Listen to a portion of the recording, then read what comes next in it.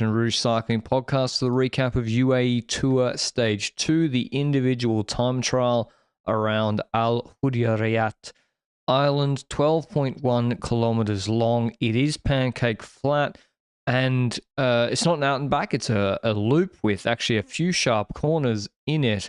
And intermediate time check about halfway through the time trial, about 6.5 minutes in, but very, very, I think, important wind conditions for this course. It seemed as they went northwest, they had a bit of a headwind, and then it was much quicker on the way back home, even despite having much more corners in the final part of the course, at least if I've got it correct. So important TT for GC. No one like really from the top 5 of worlds last year. No Tarling, no Remco, no Ganna, no Van Aert level sort of TT riders.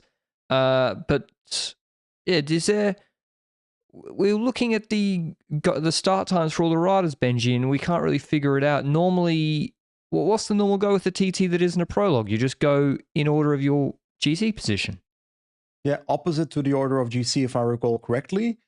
There's a specific rule that if it's a prologue or a first TT or whatever, then you can choose. But I also think there's an adaptation to that rule where the world champion needs to start last or something in that area. But if it's stage 2, you on paper go in the opposite direction of GC. So the last rider in GC goes first.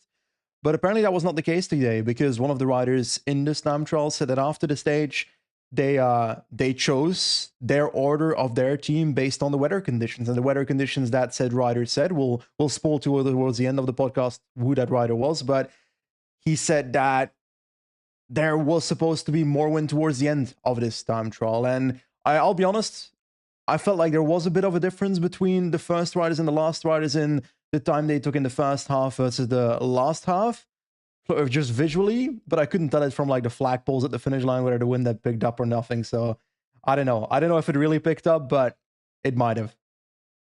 Yeah, we don't have anyone on the ground with a wind measurement device on 5 different sections of the course, but it seemed like UAE had the correct forecast, having McNulty go early. He wins this TT by 2 seconds ahead of his teammate Jay Vine, and another 2 seconds to third Mikkel Bjerg. So UAE lockout 1, 2, 3.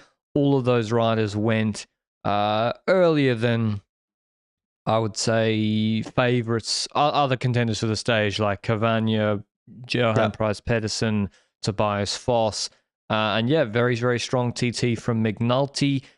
Adam Yates, their teammate, finished 28 seconds down. I did think he'd be a little bit better, a little bit quicker, closer to sort of the 10th region, but still a good day for UAE overall. That's why I got the USA t-shirt on for this, for American World Tour victory, and McNulty's first TT victory outside of the United States National Championships time trial, and his 3rd World Tour victory overall. So yeah, he's got to be happy with that. But we have to say, before this UAE Tour started, it was a bit of a planned play when it comes to GC. We saw Adam Yates as the guy that was going to destroy people on Jebel Hafid, would do a relatively good TT. But can I add some spice? Can I add some optional friendly fire in the coming days? As in McNulty, Vine, Biel. Obviously, Biel not really the GC rider of those 3. Vine and McNulty are relatively co-leaders in 1 week races, I'd say, for UAE Team Emirates. On paper, Adam Yates is going to destroy everyone on Jebel Hafid, but can we see something like Jabal Al-Aghdar, where we might have Adam Yates now riding a bit more defensively, knowing that McNulty and Vine are ahead of all the rest of the competition in GC? I think it's more like what happened with Vingegaard on Tourmalet, no? Doesn't Yates now, with such a big gap, go early on her feet? Well, I think he goes early anyway, but... to me, it looks like they're the 3 GC riders, and they can lock out the GC podium. Yeah. And you can't ask McNulty, with such a big time gap to Yates, 28 seconds, you can't ask him to sacrifice his GC position. And then Vine, 26 seconds ahead of Yates. Is he really going to, like, especially for this team, it's a big race, just sacrifice his GC position? They got Ivo Oliveira here and Bjerg. Bjerg can do a good pull on Jabel Jais or the base of her feet, for example. So they do have, who else they got here? UA Hodge or Milano. Yeah. But yeah, it kind of is all those three now looking to be on the GC podium at the end. They got Langen as well. But yeah, that Yates gap, if it was 12 seconds, 15 seconds, then I'm like, her feet, he'll take the 10 bonies, he'll get a 10 to 15 second gap. But now GC looks a lot closer, especially with the Uni Puerto. McNulty's done really, really good watts so far this year. It's not so clear that Yates will run away with this. What I do think about now is how will other teams take on those riders. I know we're like trailing about the GC instead of the TT, but we'll get into the TT in a second. But if you're, for example, a Bilbao or an Ilan van Wilder, or you're well, Reiner Keplinger could also be one of the GC candidates on Bahrain. If you're Bahrain Victorious, who had a good time trial here, Keplinger in 5th, Friese Peiters, not a GC rider, in 7th, Bilbao in 8th, Keplinger top 10 in Valenciana. Bilbao is a good GC rider. We know those two riders can climb. Those two riders can top 10 this race. Bilbao can podium this race. But is your strategy not, instead of setting a super high tempo with, well, maybe set a high tempo with the team you have, and then attack with one of your two leaders, maybe Keplinger first, hoping that UAE sends one of their riders there to somehow find at least one rider on the podium? Yeah, that would be the play, is to have, like, use the UAE riders playing numbers against them, and so UAE will still win the race because Keplinger is not, he lost 44 seconds to McNulty on that Valenciana mountaintop finish, and he'll get dropped by Yates on her feet. But you're right, if they can get in a situation where he can attack, do his pace, the others in Group 2 don't pull at all, maybe he can get into 3rd if Vine has to defend. But in the reality, all three could just jump on his wheel, frankly, and then attack him later. So it's going to be really tough, because not only McNulty is doing better watts uphill than everybody, he's now got a TT advantage, a significant one of 19 seconds on Bilbao and 17 seconds on Van Wilder. So especially with those guys not really having teammates, I'm sure O'Connor, who did a very, very good TT, actually finishing,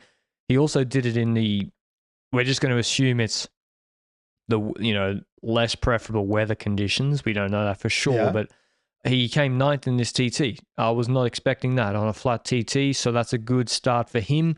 Only 20 seconds behind McNulty and 8 seconds ahead of Adam Yates. But just diving back into the TT, it looks like, or the T1 was slower. So T1, McNulty was over 1 kilometer an hour quicker than second, which was Vine to T2, to T1, sorry, and Bjerg was also there in 3rd at T1. So either McNulty did a positive power split where he tried to push more watts comparatively in the harder section and slower section, or he got better wind conditions, or both. Perhaps both. He even mentioned in the interview afterwards, they had a good forecast. And then he was 6th from T1 to the finish, McNulty, but he lost 6 seconds to Vine there. He also he did the same time as Vos there, a little marginally slower. So he set a stall out early, and then if I look down, Van Dijk is sort of similar. Van Dijk was slower to T1 to the finish, and he was top 10 to T1. So maybe there is some truth. Same with Zylard. If you look at Zylard, 6th to T1. So maybe, and then 37th, T1 to the finish. So option A, he completely stuffed up his pacing plan. He also went earlier, by the way. Or option B, he had better wind conditions. Or option C, both. So, but listen, that's not luck.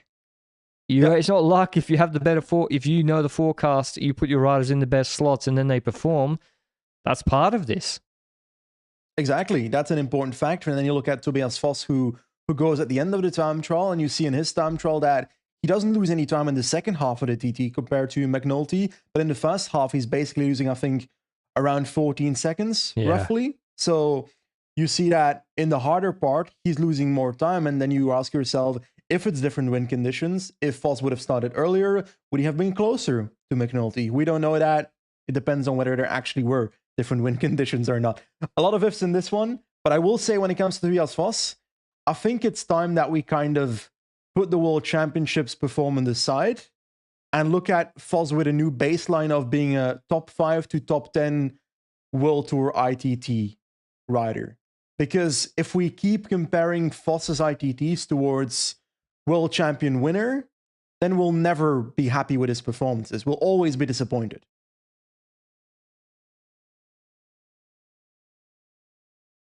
But also, I think it's realistic to, in this field, on the Ineos setup, he signed as a TT first GC prospect. I don't think it's that unrealistic to expect him to win this. Like, I accept, if he lines up against Ganna, Remco, wow, you shouldn't be like, can he win today? Like in World Champs, I agree. But this is a very weak field, Benji. McNulty's never won a TT outside of national champs, as I said. No, I'm not saying they're bad TT riders, but they're not specialists either. Jay's a good TT rider, won Australian national champs, but he hasn't won a TT outside of that. Bjerg he won Dauphiné TT last year, don't get me wrong, but he also is not frequently in the top 3 of World Tour TTs either, especially flat ones. So 2 seconds ahead of Keplinger. I acknowledge maybe Keplinger had better wind conditions, but Keplinger's probably on 50 grand, and I don't know how much they've spent. Bahrain did a good TT today, but the last 2 years, their TT setup's been shit. And so the money in their TT setup that's been invested is not the same as Ineos, and Visma Lease Bike also. Lemon, not a good TT today. I know he's a neo-pro, not a neo-pro, he's on Human Powered Health, but he's 30th.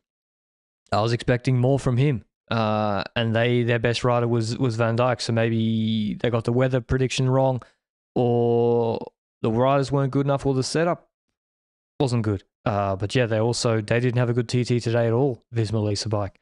But yeah, with Vos, Benji, isn't that the point that, like, why is Joshua Tarling at Gran Camino? Doesn't he clean this up? He on paper does. I agree. Like, by 10 seconds. Camino has a TT. He's probably going to win the TT, but he can also win the UAE Tour TT. And Camino's a 2.1. Exactly. So I'd rather see him in a World Tour ITT. But hey, looking at the Vos performance, I just think that you're right. He signed at a value that he should be winning these time trials. Most likely. But also, to me, he looked... Is it just the difference between wearing a yellow kit and a black kit, or did he look more lean? I don't know. I didn't compare. I mean, maybe he's in fantastic shape, and we'll see that on Jais and her feed, and you know, it is the first race TT he's done with the teams, but so you don't want to.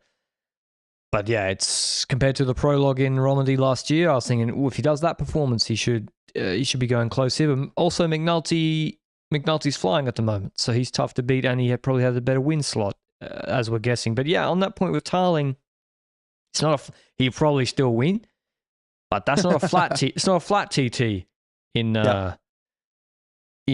Gran Camino. It's an out and back as well, some uphills. So, if you can take a World Tour win, like, all teams should be going for as many World Tour wins as possible. So for sure. I'm surprised to not see Tarling in the UAE, because there's no Ghana here either. It's not just Tarling. There's many TT riders that could be at this race that are not at this race that I would be like, oh, it's a World Tour win that you could actually fight for. And I feel like that's a recurring theme this year, right? Where we have the feeling that some riders are going to races that we're not expecting them to perform, or not going to races where we expect them to perform. We have Tarling in this case. We've got the likes of Pedersen with the opening weekend.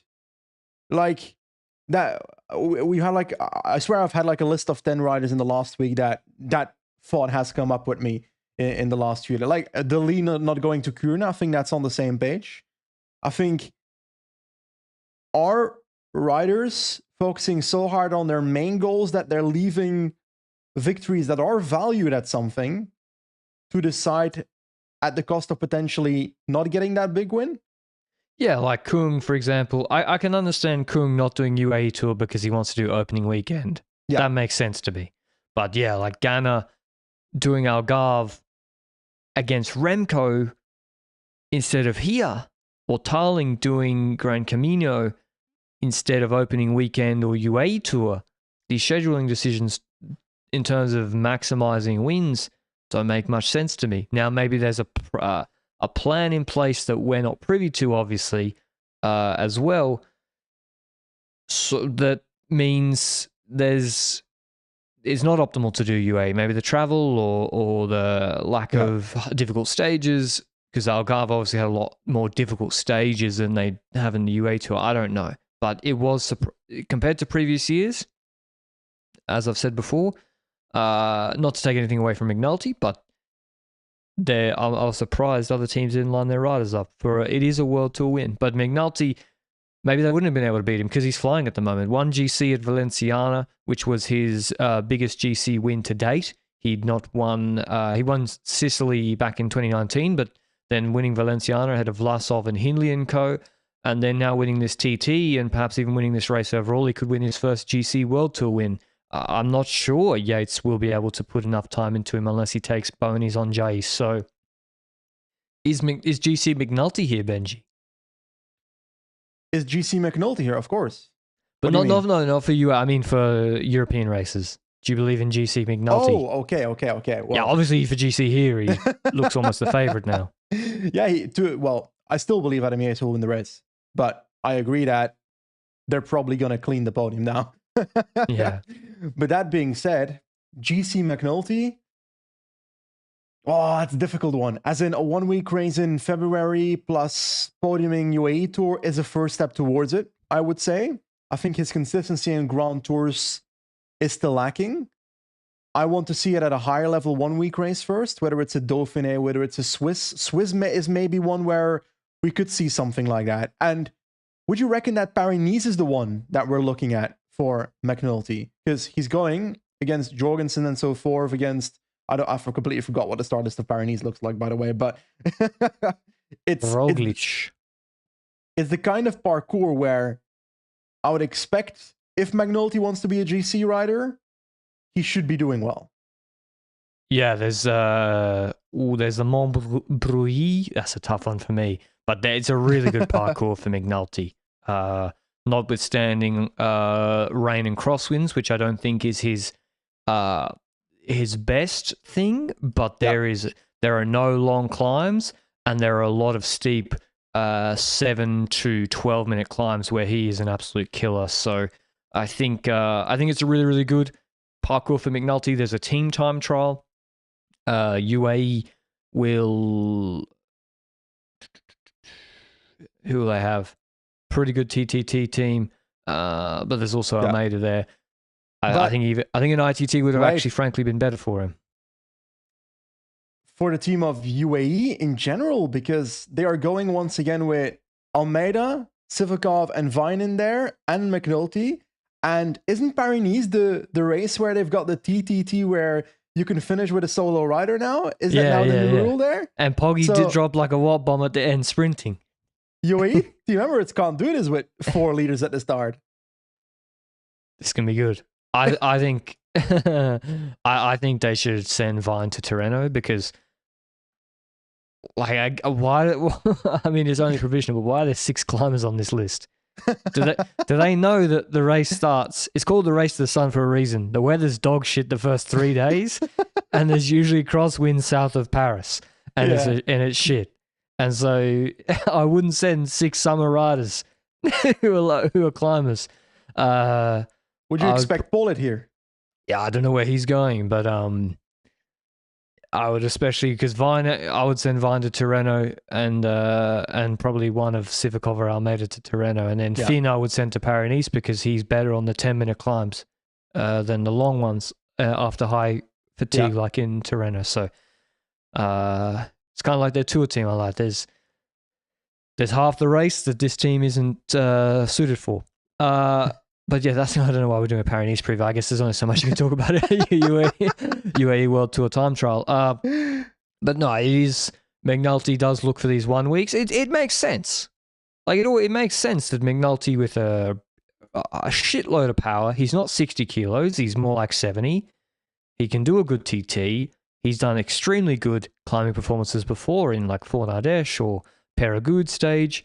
It makes sense that he should be a good 1 week World Tour GC rider. So we'll see that here, and maybe we'll see that in Paris-Nice. But anything else you want to pick the bones out of this TT, Benji? Anything else that surprised you, positively or negatively? I've mentioned, I would say, O'Connor is a positive, and Armirel's a positive, although their time keeps changing. Connor's 11th now, but yeah, anything else that stands out for you? I think once again confirmation that Ivan Romeo is looking relatively good this year. Getting a top 10 in this time trial is a good sign. Outside of that, I think we can leave this time trial to a side and talk about tomorrow's stage, which is on paper a bit interesting. Romeo, okay. It is so funny that Spain can only produce climbers. Like, even if they're created in the wrong body. Lazcano and Romeo are climbers, but they're just really like if you look at their power curve, the problem is he's 193 centimeters tall, and Lazcano is like 78 kilos as well. Like they can only produce climbers. I think, and you had Nelson Oliveira. He's not Spanish, Portuguese, but then on Movistar, like I think Romeo is like Nelson Oliveira regen. I think those two, Lazcano and Romeo, looks so good. He looks. Do not be surprised if he top fives Jais or even Hafid. He is that good. Jais in particular is a really, really good climb for him. So I can't wait to see how he does there. So great signing for Movistar. But yeah, otherwise to pick the bones out of this TT, Valter lost a lot of time and Lemon lost a lot of time. So them coming top 5 in GC doesn't look like it'll be happening. I think Valter came. I thought Lemon might come or Valter come top 5, but that's not happening. But yeah, tomorrow's stage, Benji. Tomorrow's stage is Jebel Jais. So that is the lighter of the climbs when it comes to the UAE Tour. It's basically a unipartal stage again, which means 140 kilometers of flat, and then we start a 19 kilometer 5.6% climb. It's a very steady climb, and it has a bit of a flatter ending, which means that if you come with it is possible that you've got a group sprint at the top. We've had this in years before, but last year it wasn't the group sprint. We had Einer Rubio, the legend himself, the Colombian on Movistar, have a bit of a moment where he was just in front of the peloton and extended the gap, and Torres let him out. Torres, bit of a climbing tug buddy. Yeah. It was a hell of a performance, but how I'm looking at it right now, if we take a look at GC before the stage, we've spoken about it a number of times. UAE's in there with multiple riders at the top, and if I'm other teams, then I would consider the possibility where if you are Ivan Romeo, for example, you see the team of UAE and you don't see many domestiques on the climb. You see Michael Bjerg, he's there, but will he be able to control the entirety of Jebel Jais? No. So would you try another Einer Rubio? But the problem then is, if you do that, UAE has enough riders that they can actually just follow any attack with a leader every time. That's what I would do, yeah. If like Romeo goes, you put Vine on his wheel or Yates on his wheel, and then you're sitting pretty. Pretty like McNulty, Vine, and Yates. Yates, I think Rubio won last year. Remco won the uphill sprint, but it was Yates third and second behind Remco, who's fast in these finishes. So like Yates can win this stage.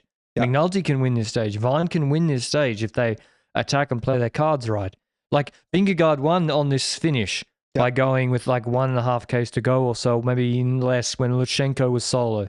So the break can also win depending, but I think that's unlikely. But Lushenko nearly won. He was battling into a headwind, I think, when he was in the breakaway back in, can't remember, 21 maybe.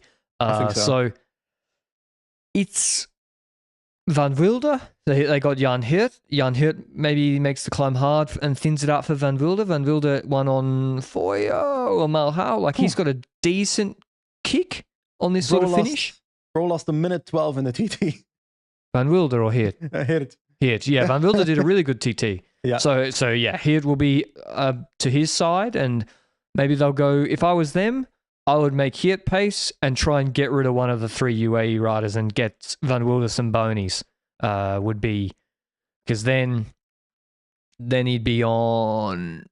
Yeah, he'd. It's just that's what I would do. Try and get him on the podium of this race, and he's good for this finish. Is there anyone else? Who do you think wins tomorrow? I feel like UAE can't lose this stage, but if they do, it's gonna be some like random attacking guy that they're gonna be underestimating or not responding to, like Simon Carr or something. True, he did a decent TT for his size. That's my feeling about it. Simon Carr. Who That could certainly happen. UAE in an uphill sprint here. If we take a look. Yeah, but who's going to lead out their sprint? Uphill sprint is UAE will lead out. Wow, that's a good question, actually. Jay Vine, I reckon, is going to do the lead out of the tree. I think so. You can't make the leader's jersey do it. McNulty and Yates, they want to keep for her feet. So probably Vine, but then Vine's 26 seconds ahead of Yates on GC. Yeah. Well, you have to choose someone as a team. To responsibly as team leader, as like a team manager in the car, you have to choose someone here. Yeah. I would... who am I going to go with? I'm going to go with Ben O'Connor. Ben O'Connor's going to do the Vingegaard flyer and win. He looks in good shape, and he always has cojones to go. Again? Good. I think Van Eetveld has a solid sprint. Yeah. Good sprint. I reckon I'm going to go for him. It's a nice pick. And he really fits the Vingegaard 21 trajectory. Yeah. Maybe not winning the Tour the year after, but... No, but he's in that phase, right? Where he's maybe... Well, the problem is he beat McNulty, so McNulty knows who he is. He beat him in Mallorca. I think Van Eetveld just has a better sprint in my head than Carr, so the likelihood of him winning is more. Yeah, and Van Eetveld is in... He's a good climber. He's a really, really good rider. So he... Okay, you're going with him like what, Vingegaard style or literally from the bunch? Both. I'm going O'Connor. O'Connor, I remember he won that La Molina, or he won in Catalunya. He always has the cojones to go for it. And so I'm going O'Connor to win this stage after a good TT. Yates might tag him. And then I actually think Yates should be the favourite for this stage. I think Yates... He will be wanting to get some time back, I would say. And he'll be aggressive, even here. But yeah, I can't wait to watch it. It's the first, long mountaintop finish of the season tomorrow. I actually like Jais. Roughly? I think Jais is actually more interesting than Hafid some of the time. This year, I don't know, actually. It depends on which year. Because, I don't know, man. Nah, I won't accept that. I won't accept that. You won't accept it? I won't accept that. Fair enough. But yeah, I'm looking forward to watching it tomorrow. Is there any other news that's popped up in the last, 24 hours, Benji? Not really. I think I heard some news about the update on the points from Andalusia. As in, yes. They would only be getting 20 points from the stage itself, which it's not 220. So I reckon if I'm a spectator and I'm saying, okay, it doesn't deserve 220 points, I'm fine with whatever the UCI decides. Reducing it is a good decision, but if I'm Lotto, I'm probably complaining behind the scenes because that's a serious bite. Well, there's two sides to it, right? Because, how can you get so many points for 5 kilometers? Those teams stayed there all week. Yep. They sent good riders there all week. And Van Hils was he tried to go to VAR, but his flight got delayed and he couldn't because they want the points and they also need the racing. So I see both sides to it. Van Gils's flight was he missed his flight because he had to go to the GC ceremony that they're not giving his points way. For. Yes. Fuck, that's on the nose, isn't it? But that being said, that story aside, my issue with their decision from the UCI is that it's completely unbased on actual rules. Because it's either a one-day race or it's either a stage race. You can't have a stage race with 1 day according to the rules itself. So they're just inventing a rule on the go, which... Yeah, they basically just made it a stage. Yeah, that doesn't exist. Yeah, I kind of do think it's unfair to all the teams. Like, the teams went there they sent and scheduled riders based on points and race. So it is when you Give it actually the think about it a bit points more. of a 1-day race. I don't care if it's a 1.1 or a 1.pro. 1.pro is the most logical, but that's a lot of points. Yeah, I think 100 points is fair. Yeah, I think 1.1 is 125 or something. That's fair, I think. Otherwise, and also he didn't know that in advance, did they? Yeah. That's also the unfair thing. If they were told on Thursday, you're going to get 20 UCI points. Yeah. I guarantee he would have got sent to Classic VAR and then the stage race. I guarantee it. What's the point of a UCI commissary being at the race if it's not for making a decision like that on the moment? I guess because it was changing so much. Like, it was a stage race and then it was only last minute. So it was a changing scenario. Yeah. But I agree it's a little bit unfair on those teams that stayed there. And, Bahrain sent like Buitrago, Pools, like a good team too there as well. Other news, Eddie Dunbar, he's out of the UAE Tour after breaking his hand in a crash, the big crash yesterday. I feel like he broke his hand or hurt his hand last year before the Giro as well. So I don't know if it's the same hand. But yeah, he was... Pardon? Fractured hand, Valenciana last year. Yes. So that's literally 2 weeks apart in the same period of in the same period of the year, 2 years in a row. He is doing the Giro d'Italia, so that will change his preparation, one would think. At least with a fractured hand, you can go on the trainer, I think. So you've tested that last week, huh? No, my hands are good. Well, they're not fractured. They're just... True. Close enough. I don't get paid enough to go on the trainer for more than an hour. So if the weather's too good outside, I'm spewing. Anyway, that's all the news. Hope you enjoyed the UAE Tour TT recap, and we'll see you with the Jebel Jais recap tomorrow. Until then, ciao.